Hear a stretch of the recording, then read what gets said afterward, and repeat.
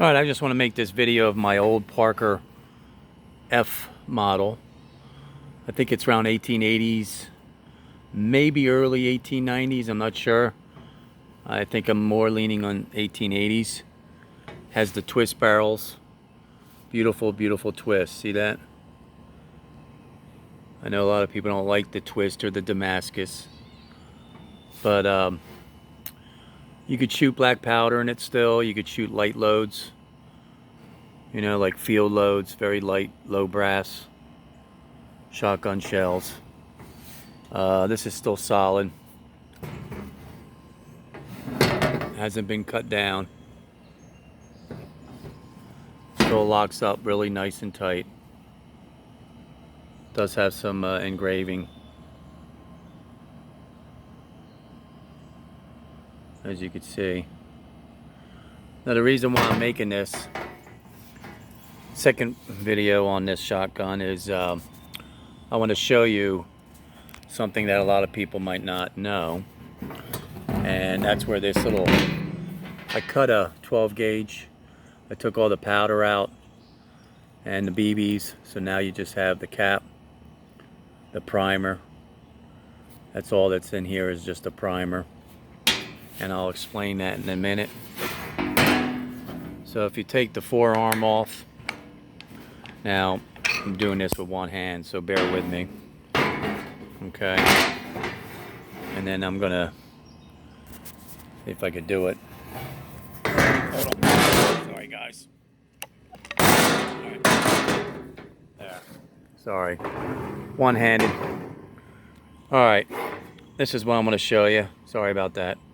It's tough to do with one hand. Alright, there's no, when you look at this particular shotgun, there's no firing pins, as you can see. They're not protruding out, and there's two little holes there. That's where your firing pins come out.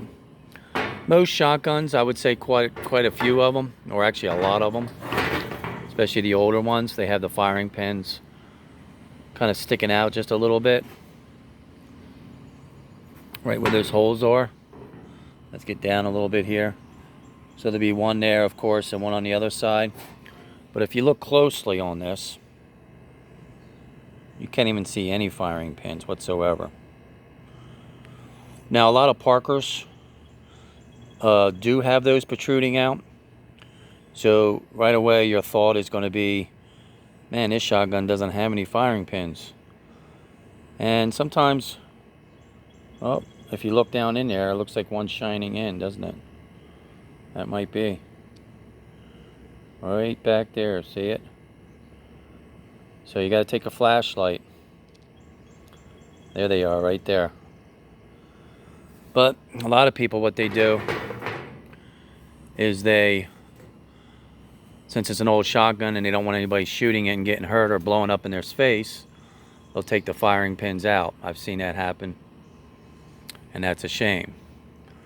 So I just want to mention to you, if you want to test it, I can't put this together with one hand. It just, you know, I'm not coordinated to do that. Take one of these shotgun shells, cut it like this, so it doesn't, you know, blow up in your face. This is a short brass one, but take all the gunpowder out and just leave the primer. And then all you got to do is, when this is together, you know, put your shell in there, okay, and then pull the trigger. And that will tell you if the fire pins are removed or not. But as you could see, there were firing pins in there from what I could see. Now whether they were working or not, this would be the test. So you don't have to shoot live rounds in there. And believe it or not, I did try it and it works. So everything works good in this particular shotgun.